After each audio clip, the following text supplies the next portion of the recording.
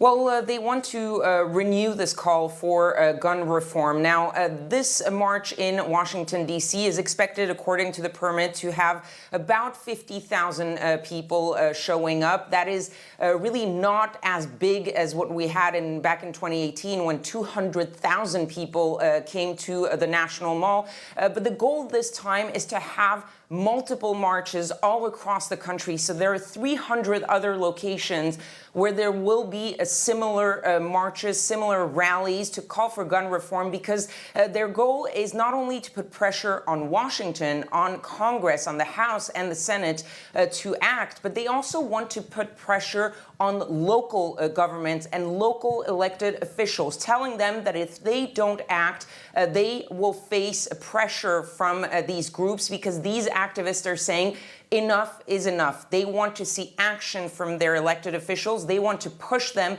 And the reason why this is important, that it comes from the March for Our Lives organization, is because these young men and women actually got things done after the Parkland shooting in Florida. They worked with a very conservative local legislature, and they managed to pass some gun reform laws, red flag laws that allowed people to take away guns from people that were deemed a threat. They also expanded background checks, and they even banned or raised the minimum age to purchase weapons from 18 to 21. So they are saying, we managed to do it in Florida, and we want you, Congress, to get it done nationwide.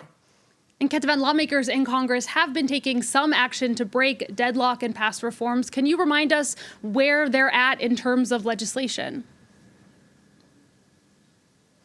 Well, the Senate is working in a bipartisan manner, and it's rare enough to be noted. There's a group of about 10 or 12 senators, Democrats and Republicans, that have been talking for about 10 days now, trying to find common ground to pass some legislation. And there is some hope.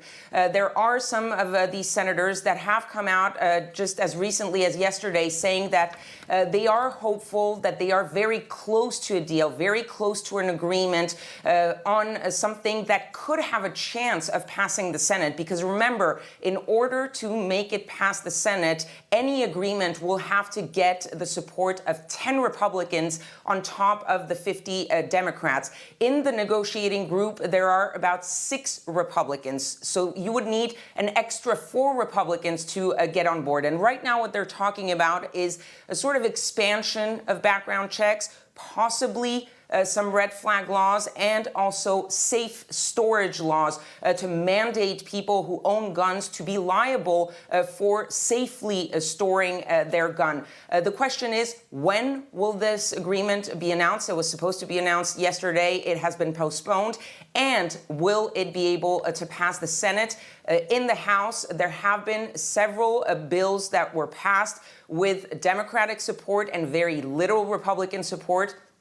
Those bills have virtually no chance of making it through the Senate. So this is still an issue that really strongly divides Democrats and Republicans. But there is a little glimmer of hope that maybe this time things might be a little bit different, and there might be a little bit of an improvement and a change in gun laws here in the United States. All right, Ketavan Gordestani, thank you very much.